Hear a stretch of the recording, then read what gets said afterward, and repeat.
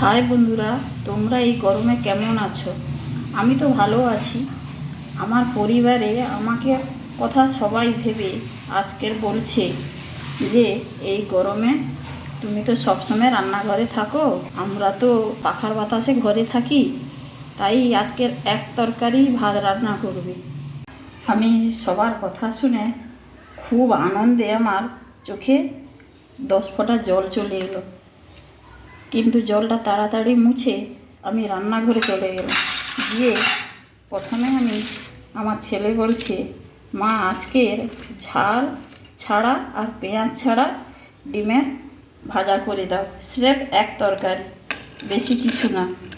এবার মেয়ের আবদার, পেঁয়াজ বাটা আর ম্যাগি মশলা দিয়ে আমাকে পটল ভেজে দাও, স্রেফ কিন্তু এক তরকারি, বেশি নয়, এক তরকারি দিয়ে আজকে ভাত খাবো।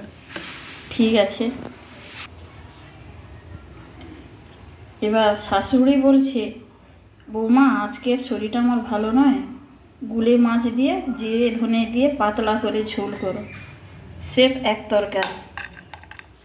এবার পাশের ঘর থেকে কর্তামশাই হাঁক দিয়ে বলছে, গিন্নিমা আজকে কিন্তু আমার পেটটা খুব খারাপ, ঝিঙে আলু দিয়ে আর পোস্ত আর বাদাম বেটে আজকে পোস্ত বানাবে, ফ্রেশ পোস্ত, এক তরকারি ভাত, আর কিছু রান্না করবে না। আমি তাতেও খুব আনন্দ, আজকের এক তরকারি ভাত হবে।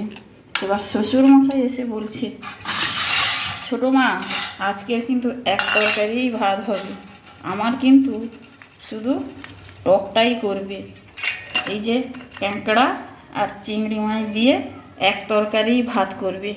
ঠিক আছে, আমি এক তরকারিই আজকের ভাত করব। এই যে পাকা তেঁতুলের টক করেছে, আজকের কিন্তু এক তরকারি ভাত দুপুরে সবাই খাবে।